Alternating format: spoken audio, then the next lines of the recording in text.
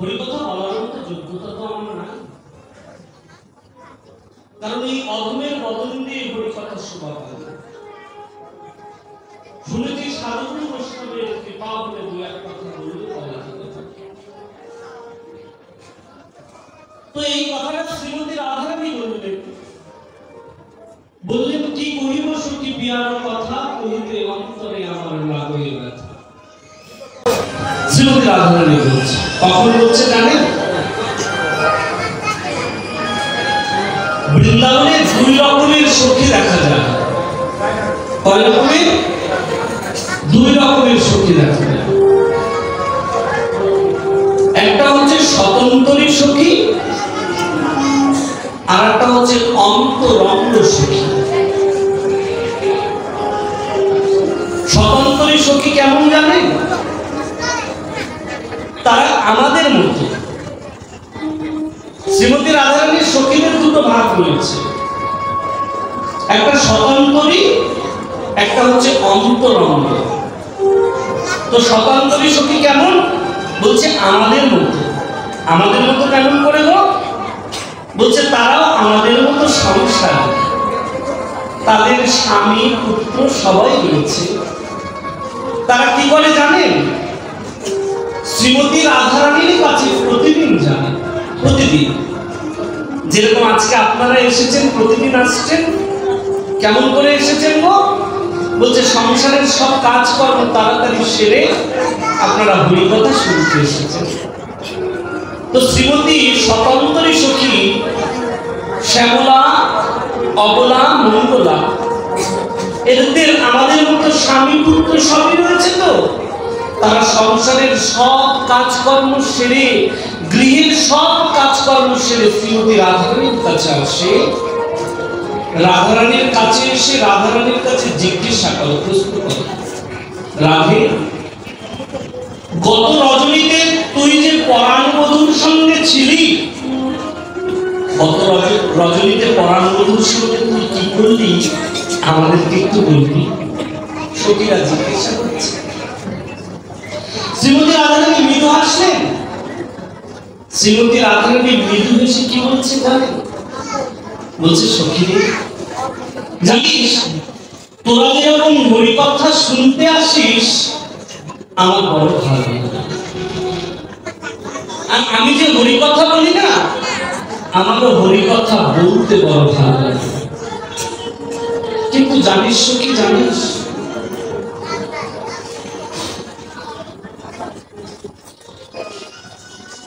জানিস সখী, জানিস ওই বিধাতা বড় অরসিক।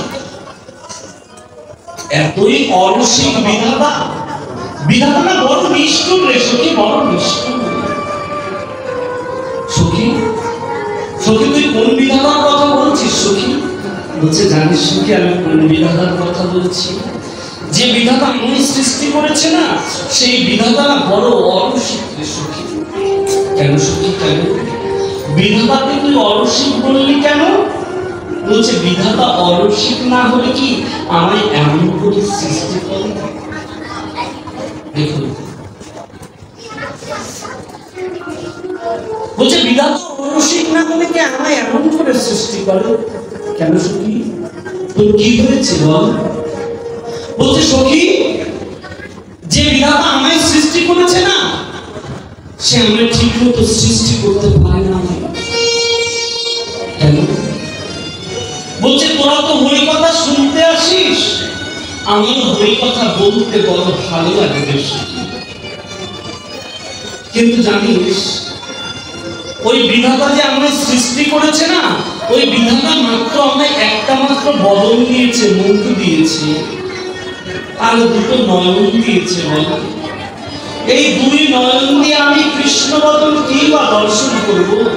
আর দুই নয়নে কৃষ্ণ বদন দর্শন করে এই এক বদন দিয়ে তোদের কাছে কি কৃষ্ণ কথা বলবো বল? চৈতন্য চরিতামৃতে কবিরাজ গোস্বামী সুন্দর পথটা দিয়ে বলেন, কোটি নেত্র নাই দিল, সবে দিল দুই, তাহাতে নিবেশে কৃষ্ণ আমি কি দেখিব? এত কথা বলে না, আমার ভুল কথা বলা যাবে না কিন্তু, ঠিক আছে? রোজ রোজ আপনাদের একই কথা বলছি, বাচ্চাদেরকে নিয়ে একটু বসুন, কাছে নিয়ে বসুন।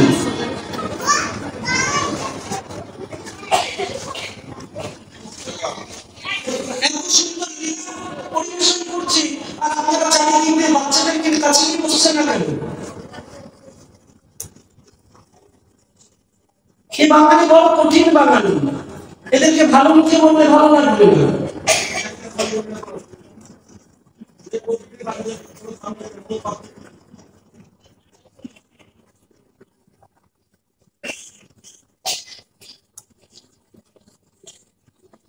শ্রীমতী রাধারানী বলছে, সখী রে, জানিস আমার না বড় ভালো লাগে না, যে বিধাতা আমায় সৃষ্টি করেছে ওই বিধাতা মাত্র আমায় একটা বদন দিয়েছে, দুটো নয়ন দিয়েছে।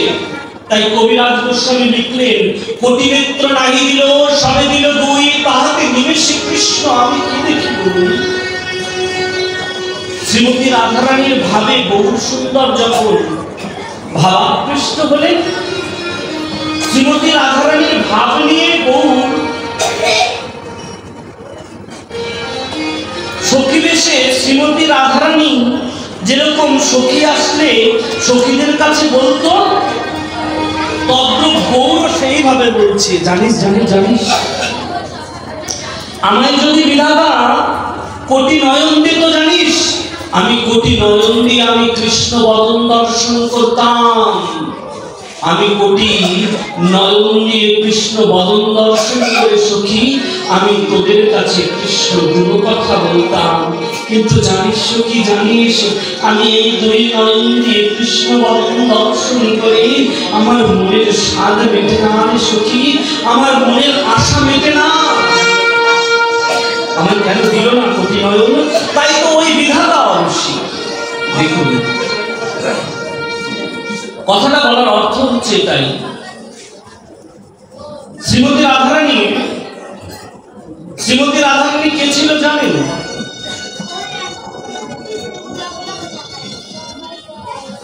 পদাবলী কীর্তনের মধ্যে একটা সুন্দর পদ আমরা দেখতে পাই। আমার শ্রীগুরুদেব অনেক বড় কীর্তনীয় ছিলেন, সুনামধন্য কীর্তনীয়, কীর্তন রসরাজ সদানন্দ দাস ভগবতী, আমি তার শিষ্য। তো আমার গুরুদেব সুন্দর করে পদটা গান। শ্রীমতী রাধারানী যখন একদিন ভাবে পরিপূর্ণ হয়েছিলেন, কৃষ্ণ এসে তখন বলেছিলেন, রাধে রাধে জানো রাধে,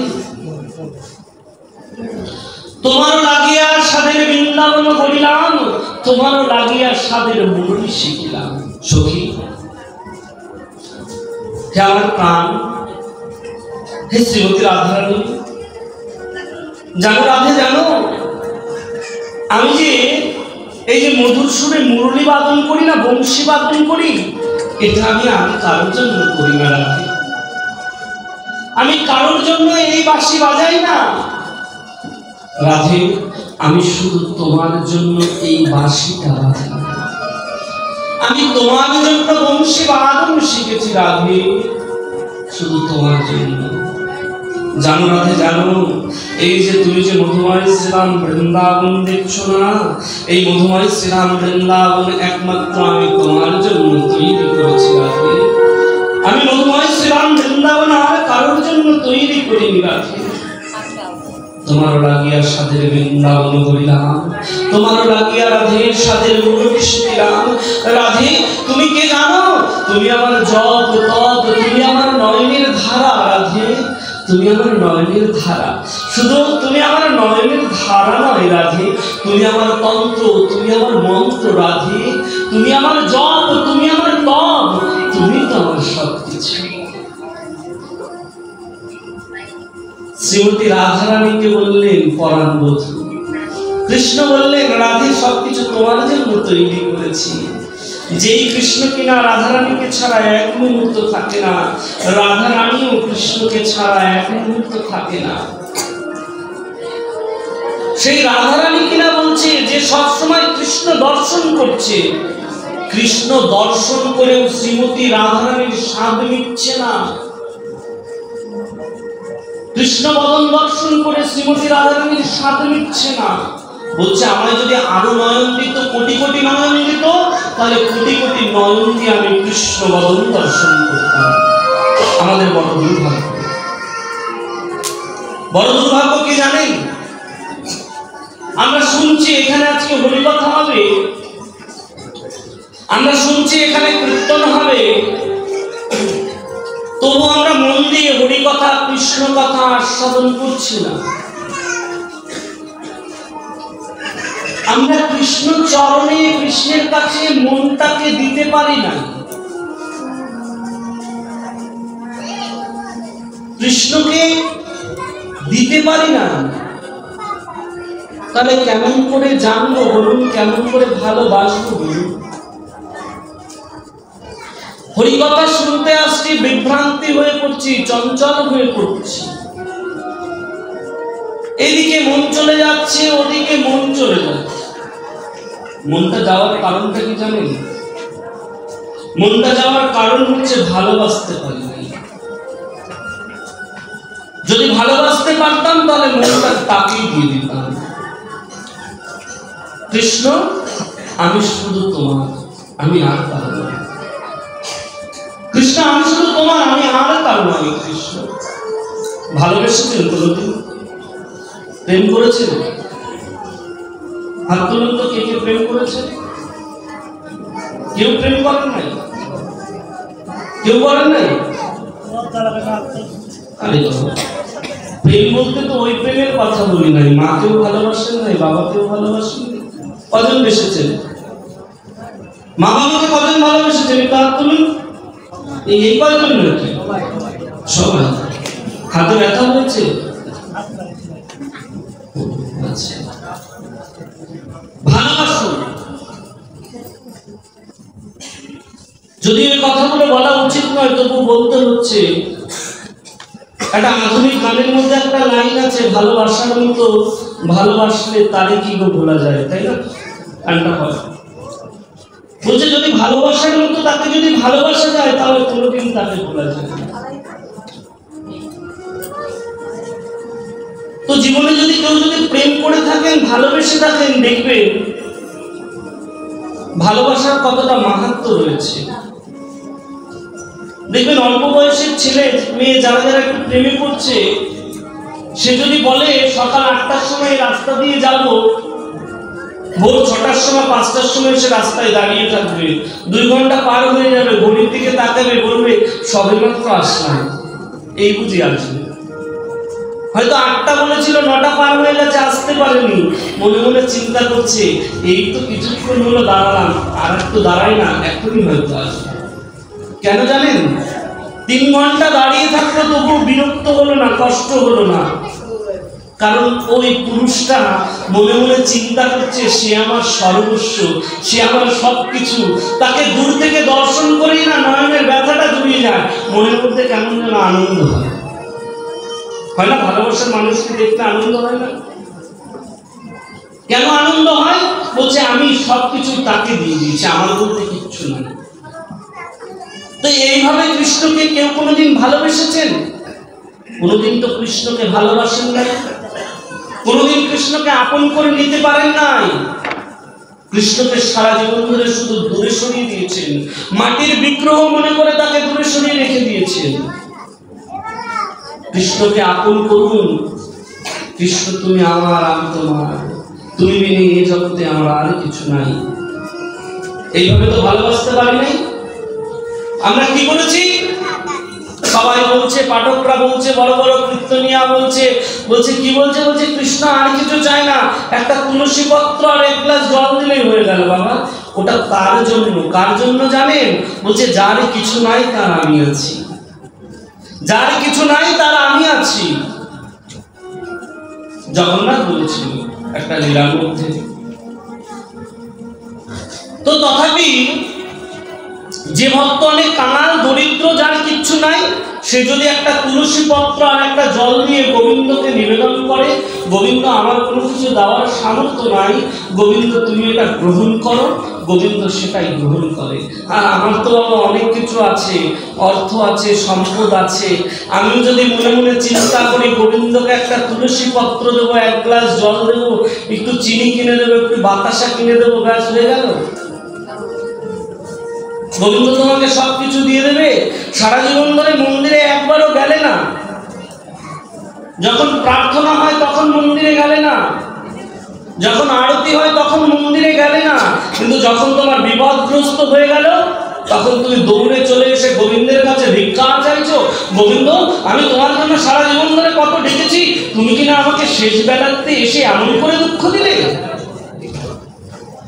এই শেষের দিনে, শেষ বেলাতে এসে গোবিন্দ তুমি আমায় এমন করে দুঃখ দিলে। আমরা গোবিন্দকে বারবার অভিযোগ করছি, কিন্তু একদিনের জন্য মন্দিরে যাই না, একদিনের জন্য গোবিন্দের কাছে প্রার্থনা করি না। হ্যাঁ গৌর বলে ডাকে নাই, হ্যাঁ নিতাই বলে ডাকে নাই। চৈতন্য চরিতামৃতে কবিরাজ গোস্বামী এই ভালোবাসার সম্পর্কে সুন্দর পদ লিখে দিলেন। কবিরাজ গোস্বামী লিখলেন, কবিরাজ গোস্বামী বললেন, মোর পুত্র মোর সখা মোর প্রাণপতি, এইভাবে করে যে মনুষ্য শুদ্ধ ভক্তি আমারই হীন করে, নিজেরে করে অধীন, সর্বভাবে আমি হই তাহারই অধীন। মাতা মোরে পুত্র ভাবে করেন বন্ধন, অতিহীন জ্ঞানে করে লালন পালন, সখা শুদ্ধ সখকে করে স্কন্ধে আরোহণ, তুই কোন বড়লোক তুই আমি সম। একবার চিন্তা করে দেখুন তো, আমি যখন নবদ্বীপে গেছিলাম গুরুদেবের আশ্রমে প্রথম কীর্তন শেখবার জন্য, কিন্তু আমার গুরুদেব আমাকে কৃপা করে নাই, বলেছিল তোর দ্বারা কীর্তন হবে না, আমি চাই তুই পাঠক হ। তাই হয়ে গেল। তো এক বাবাজিদের বাড়িতে গেলাম, এক মাতাজিদের বাড়িতে গেলাম, দুপুরবেলা বসে রয়েছি, তাকে দর্শনে গেছি, অনেকক্ষণ ধরে তার সঙ্গে কথোপকথন করছি, গল্প করছি। দুপুর গড়িয়ে যখন বিকাল হয়ে যাচ্ছে তখন বলছি, মা আমাকে যেতে হবে আশ্রমে, গুরুদেব ব্যাসাসনে বসবে, পাঠ করবে, আমাকে ওখানে থাকতে হবে। তখন ওই মাতাজি আর বাবাজিকে জিজ্ঞাসা করছি, মা আপনাদের বাড়িতে আর কেউ নাই, আপনারা কি দুজন? ওই মাতা আমাকে কি উত্তর দিল জানেন? বলছে, না না আছে বাবা। আমি বললাম, কে কে আছে? আর বলছে, আমার দুইজন পুত্র রয়েছে। ও তাই, দেখলাম না তো। বলছে, না না, দুপুরবেলা তারা প্রসাদ পেয়েছে তো, তারপরে তারা ঘুমিয়ে পড়েছে। দুপুরবেলা প্রসাদ পেয়েছে, তারপরে তারা ঘুমিয়ে পড়েছে। ও আচ্ছা, ঠিক আছে মা, তাহলে আমি যাই। দাদারা আসলে বলবেন, আমার প্রণামটা তাদের কাছে পৌঁছে দেবেন, আমি যাই। বলছে, বাবা তুমি আর একটু সময় দাঁড়াও, আমি আমার দুই পুত্রকে তুলে দিচ্ছি, তারপরে দুই পুত্রের সঙ্গে দেখা করে তারপরে তুমি চলে যাও। আমি তখন চিন্তা করলাম, যখন এসেছি আর কবে আসবো নিজেই জানি না, তাহলে একটু দাঁড়িয়ে যাও। দাঁড়িয়ে গেলাম। ওই মাতাজি কি করলো জানেন? ঘরের মধ্যে ছিল তো, পুত্রদেরকে ডাকবে, পুত্রদেরকে না ডেকে কি করলো, মাতাজি ঘরের থেকে বাইরে এসে সোজা মন্দিরের ঢুকছে। আর আমি মনে মনে চিন্তা করছি, মন্দিরে ঢুকছে, না জানি কত দেরি হয়ে যায়, পুত্রদেরকে ডাকলো না, গুরুদেব উঠে যাবে, ব্যাসাসনে বসবে, চিন্তায় পড়ে গেলাম। কিছুক্ষণ পরে কি করলো জানেন? মন্দিরের দরজাটা খুললো। আমি আরো চিন্তায় পড়ে গেলাম, যদি সেবা কাজে বসে যায় তাহলে পুত্রদেরকে ডাকতে পারবে না, আমার তো দেখা হবে না। বসে থাকলাম, অনেকক্ষণ বসে থাকলাম। দরজাটা খুললো, মন্দিরের লাইটটা জ্বালিয়ে দিল, হাতের মধ্যে 3টে তালি দিল, তারপরে আমাকে ডাকছে, বাবা এদিকে আসো। আমি গেলাম। আমি বললাম, মা আপনার পুত্রদেরকে ডাকবেন না? আপনার পুত্রদের সঙ্গে একটু দেখা করে আমি চলে যেতাম, আমার বড় দেরি হয়ে যাচ্ছে মা। বলছে, বাবা তাই জন্য তো আসলাম, আমি আমার পুত্রদেরকেই তো ডাকতে এসেছি। আমি বলছি, কোথায় মা? বলছে, এই যে গৌরান নিতাই, এই গৌর নিতাই দুজনকে যে দেখছো না, এই গৌর নিতাই তো আমার দুই পুত্র।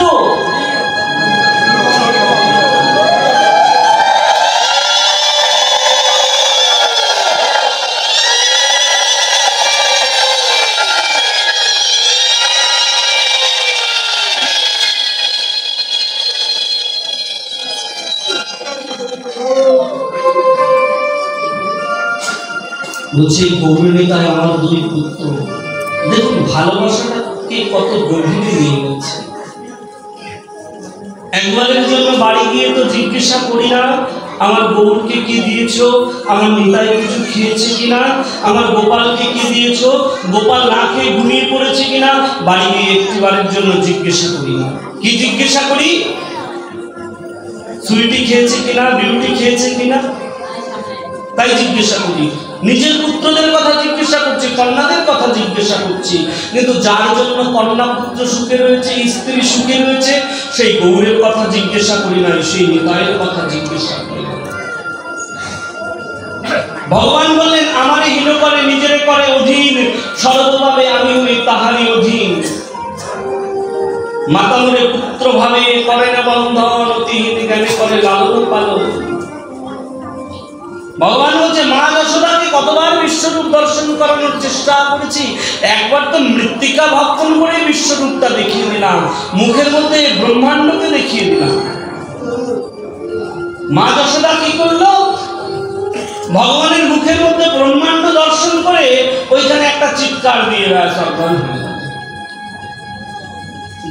ডাকছিল, নন্দ মহারাজ কোথায় তুমি? রোহিণী কোথায়? তাড়াতাড়ি আয় আয় আয়, আমার গোপালের কি হয়েছে দেখবি, আয় দেখবি আয়। গোপাল মনে মনে চিন্তা করছে মা আমার কিচ্ছু হয় নাই, আমি তোমাকে এই অনন্ত কোটি ব্রহ্মাণ্ড দর্শন করিয়েছি মা, আমার কিচ্ছু হয় নাই, আমার কিচ্ছু হয় না। আর মা যশোদা চিন্তায় পড়ে গেল, না জানি আমার গোপালকে কোন রাক্ষস ভর করেছে, না কোন রাক্ষসী ভর করেছে, না মুখের মধ্যে এরকম করে দেখাবে কেন। অনেকবার চেষ্টা করেছিলাম, অনেকবার চিন্তা করেছিলাম মা যশোদাকে আমি জানাবো আমি ভগবান। মা যশোদা একটিবারও বুঝতে পারেনি, একটিবারও জানতে চাইনি আমি ভগবান। সারা জীবন ধরে মা যশোদার কাছে আমি পুত্র রূপে ছিলাম। সবাই তো আমাকে গোপালা বলেই ছিলেন, আর কোনো নামে ছিল না। বৃন্দাবনে কে আমাকে আর কোনো নামে ছিল না, গোপালা কৃষ্ণ। একদিন কি হয়েছে জানো, মা যশোদার কাছ থেকে আমি বেরিয়ে গেছি, আজকে তাড়াতাড়ি কোনো কিছু সেবা করি নাই, অল্প কিছু পঞ্চন ব্যঞ্জন আদি সেবা করে বেরিয়ে গেলাম, প্রসাদ পেয়ে বেরিয়ে গেলাম, নবলক্ষ ধেনু নিয়ে বেরিয়ে গেলাম। নবলক্ষ ধেনু নিয়ে আমি বসতে গেলাম, নবলক্ষ ধেনু নিয়ে বসতে গেছি, শ্রীদাম সুদাম বসুদাম দাম সবাইকে নিয়ে গেছি, সবাইকে নিয়ে গেছি। কিন্তু প্রতিদিন যখন বসতে যাই জানো কি হয়, আমি যাওয়ার সময় মা যশোদা আমার সঙ্গে করে অনেক কিছু পাঠিয়ে দেয়, অনেক কিছু, অনেক চিড়ে মুড়ি দই সব কিছু মা যশোদা পাঠিয়ে দেয়। কিন্তু আজকে কি হয়েছে জানো, আজকে আমি তাড়াতাড়ি চলে এসেছিলাম, মা যশোদা আমায় কিচ্ছু দিতে পারে নাই, কিচ্ছু দিতে পারে না। শ্রীরাম সুদাম বসুদাম সবাই এসেছে। ভগবান যখন নবলক্ষ ধেনু নিয়ে বসতে গেল, নবলক্ষ ধেনু নিয়ে বসতে গিয়ে শ্রীরামকে ডেকে বলছে শ্রীরাম শ্রীরাম শ্রীরাম। কৃষ্ণ কানাই তুই ডাকলি কেন? বলছে জানিস শ্রীরাম আজকে একটু তাড়াতাড়ি চলে এসেছি তো, কিন্তু শ্রীরাম রে তাড়াতাড়ি এসেছি, মা যশোদা আজকে সঙ্গে করে কিচ্ছু দেয় নাই, দিয়েছিল আমি হয়তো আনতেও পারি নাই, এত তাড়াতাড়ি করে চলে এসেছি। তো কানাই কি হয়েছে বলো? বলছে শ্রীরাম আমার বড় ক্ষুধা পেয়েছে শ্রীরাম, তুই যদি কিছু আনিস আমায় দে শ্রীরাম, আমি খাবো, আমার বড় ক্ষুধা পেয়েছে। তখন শ্রীরাম বলছে কানাই কেমন করে দেব বল, তুই তো তাড়াতাড়ি করে আমার বাড়িতেও চলে গেলি, আমায় ডাকলি, আমি তো কিচ্ছু আনি নাই শ্রীরাম, আমি তো কিচ্ছু আনি নাই কানাই। শ্রীরাম তুই আনিস নাই, বসুদাম তো এনেছে, দাম তো এনেছে। সবাই বলছে কানাই আজকে আমরা কেউ কিছু আনি নাই রে, সবাই যে খালি হাতে চলে এসেছি। ও তাই, কিন্তু জানিস আজকে আমার বড় ক্ষুধা পেয়েছে, আমি আর থাকতে পারছি না, আর থাকতে পারছি না। শ্রীরাম কানাইয়ের কাছে এসে বলছে, কানাই তুই বড় কষ্ট পাচ্ছিস? বলছে, হ্যাঁ রে হ্যাঁ, আমি বড় কষ্ট পাচ্ছি, আমি যে আমার ক্ষুধার যন্ত্রণা সইতে পারছি না। কানাই তুই এখানে চুপটি করে বয়, কানাই তুই কোথাও যাস না, দেখ এই মধুময় শ্রীরাম বৃন্দাবন থেকে আমি তোর জন্য কিছু না কিছু নিয়ে আসবো। শ্রীরাম চলে গেলেন, বৃন্দাবনে ঘুরতে লাগলেন, বৃন্দাবনে ঘুরতে লাগলেন, প্রতিটা বৃক্ষের দিকে তাকাচ্ছে, কোন বৃক্ষে যদি একটা ফল পায় সেই ফলটা বৃক্ষের থেকে পেরে এনে কানাইয়ের কাছে গিয়ে বলবে, কানাই এই যে তোর জন্য ফল এনেছি তুই খেয়ে নে, তোর জন্য ফল এনেছি তুই খেয়ে নে। ঘুরতে লাগলো, কোন বৃক্ষে কোনো ফল পেল না। যখন ক্লান্ত হয়ে গেল তখন শ্রীরাম একটা বৃক্ষের দিকে যখন তাকিয়েছে, দেখছে ওই বৃক্ষে একটা মাত্রই ফল ধরে রয়েছে। উপরে উঠে গেল, গাছে উঠে গিয়ে গাছের থেকে ফলটা পেরে নিয়ে শ্রীরাম চিন্তা করছে। কি চিন্তা জানেন? ভালোবাসা। দেখুন ভালোবাসা কাকে বলে দেখুন। শ্রীরাম ফলটা পেরে এনে মনে মনে চিন্তা করছে, এত বড় মধুময় শ্রীরাম বৃন্দাবন, কোন বৃক্ষে কোনো ফল পেলাম না, এই একটা বৃক্ষে একটাই মাত্র ফল। বুঝতে পেরেছি, মা যশোদা অনেকবার বলেছে, অনেকবার মা যশোদার কাছে কত গল্প শুনেছি। কানাই যখন ছোট ছিল বলে পাপি পুতুনা এসেছিল, বলে পাপি পুতুনা এসেছিল কানাইকে কানকুট বিষ পান করাবে বলে। শুধু পাপি পুতুনা আসে, আমাদের সচক্ষে আমরা দর্শন করেছি, কালীও দর্শন করতে এসেছিল, অগাসুর এসেছিল, বগাসুর এসেছিল। আমার কি মনে হয় এই বৃক্ষে এই ফলটা এমনি এমনি হয় নাই, কোন রাক্ষসী অথবা কোন রাক্ষস এসে মায়া করে ফলটাকে রেখে গেছে। যদি মায়া করে কেউ না রাখে, হয়তো কোন রাক্ষসী এসে ওই পাপী পুতনার মতো ফলের মধ্যে বিষ মাখিয়ে রেখে গেছে, ফলের মধ্যে বিষ মাখিয়ে রেখে গেছে। এই বিষ মাখা ফল যদি আমি আমার কানাইয়ের কাছে নিয়ে গিয়ে কানাইকে দিই, কানাই তো সঙ্গে সঙ্গে ফলটাকে খেয়ে নেবে, তখন আমার কানাইয়ের কি হবে বলো? আমার কানাইয়ের কি হবে? শ্রীরাম মনে করে চিন্তা করে না, ফলটাকে হাতে নিয়ে একটা কামড়। দেখুন বিষ মাখানো ফল কৃষ্ণকে খাওয়ানো যাবে। শ্রীরাম ফলটা হাতে নিয়ে চিন্তা করে ফলটাকে কামড় দিল, দেখলো যে ফলে বিষ মাখানো আছে। যখনই ফলে কামড় দিয়েছে দেখছে শ্রীরাম ফলে কোনো বিষ নাই, ফলে এত স্বাদ। সঙ্গে সঙ্গে ফলটা হাতে করে দৌড় নিয়ে কানাই কানাই বলে ডাকছে, কানাই কানাই রে, কানাই কানাই কানাই, দেখ দেখ দেখ তোর জন্য ফল নিয়ে এসেছি কানাই। শ্রীরাম দিয়ে কানাইয়ের হাতে যখন ফলটা দিল, কানাই ফলটা হাতে নিয়ে যখন খেতে যাবে দেখছে আগে থাকতেই কে যেন ওইখানে একটা কামড় দিয়ে রেখে দিয়েছে। কানাই ফলটা হাতে নিয়ে শ্রীরামের দিকে তাকিয়ে বলছে, শ্রীরাম শ্রীরাম রে, আমি তোর কাছে বলেছিলাম আমার বড় ক্ষুধা পেয়েছে, তুই আমার জন্য ফল নিয়ে এলি, তাও কিনা একটু ফল নিয়ে এলি, আমি কিনা একটু ফল খাবো? অনন্ত কোটি ব্রহ্মাণ্ডের মালিক, তিনি সব জানেন, ভক্তের মনের ইচ্ছাটা জানেন, জগৎকে শুধু জানাতে চাইলেন। শ্রীরাম তখন বলছে, জানিস কানাই, জানিস ফল একটু ছিল, আমি যখন ফলটা পেরেছি তখন মা যশোদার কথা মনে করেছি। মা যশোদা, মায়ের কথা কেন মনে করবে ফলের সঙ্গে? বলছে ওই যে মা যশোদা বলেছিল না পাপী পুতনা তাকে কালকুটে বিষ পান করাতে এসেছিল, তাই তো আমি মনে মনে চিন্তা করেছি এই ফলের মধ্যে মনে আবার কেউ বিষ মাখিয়ে রেখেছে।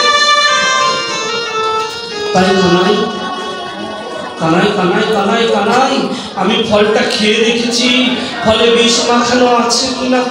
জানিস কানাই, আমি ফল খেয়েছি, ফলে বিষ নাই, ফলে বিষ নাই কানাই, ফলে বিষ নাই।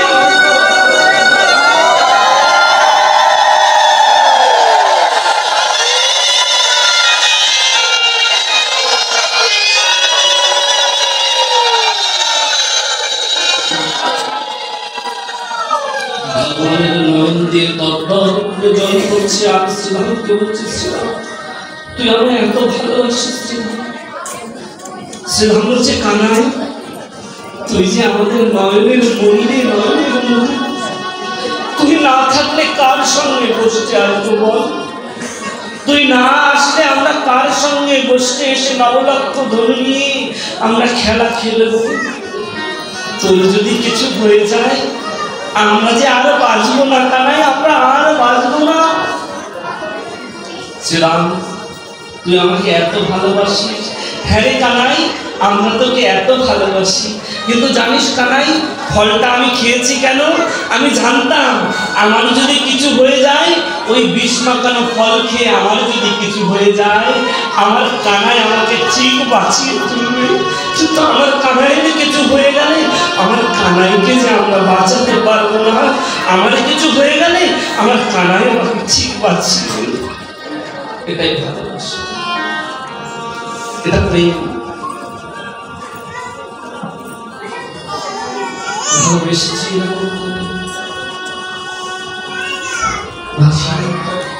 একবারের জন্য বাসি।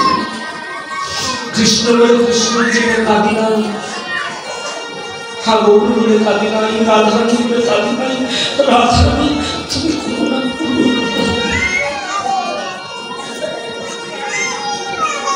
তুমি করুণা করো, আমি আর কিছু চাই। রাধারানী তোমার কাছে আর কিছু চাই না রাধারানী। আমি যেন সারা জীবন ধরে আমি বদন দিয়ে কৃষ্ণ কৃষ্ণ বলে কাঁদতে পারি, আমি যেন গোবিন্দের সেবা করতে পারি। রাধারানী তুমি আমার এই করুণা করো, এই কৃপা করো রাধারানী। ডাকলাম বিষয় বাসনার প্রতি বারবার ডুবে গেলাম,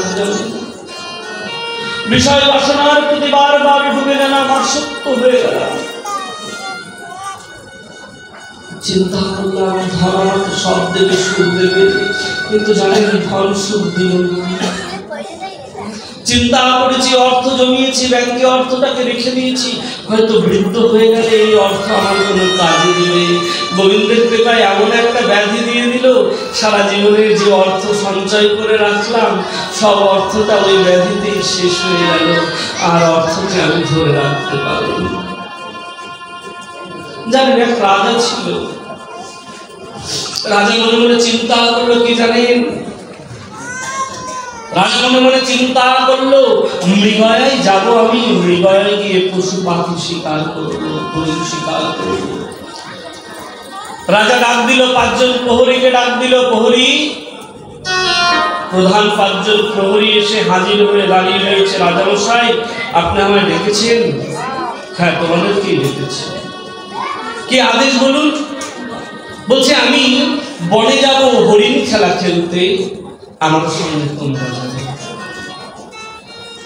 রাজা তো, রাজার একটু বেশ আলাদা হয়, চরিত্র আলাদা হয়। তো রাজা 5 জন দেহরক্ষীকে ঘোড়ায় করে গভীর অরণ্যের দিকে ছুটলেন।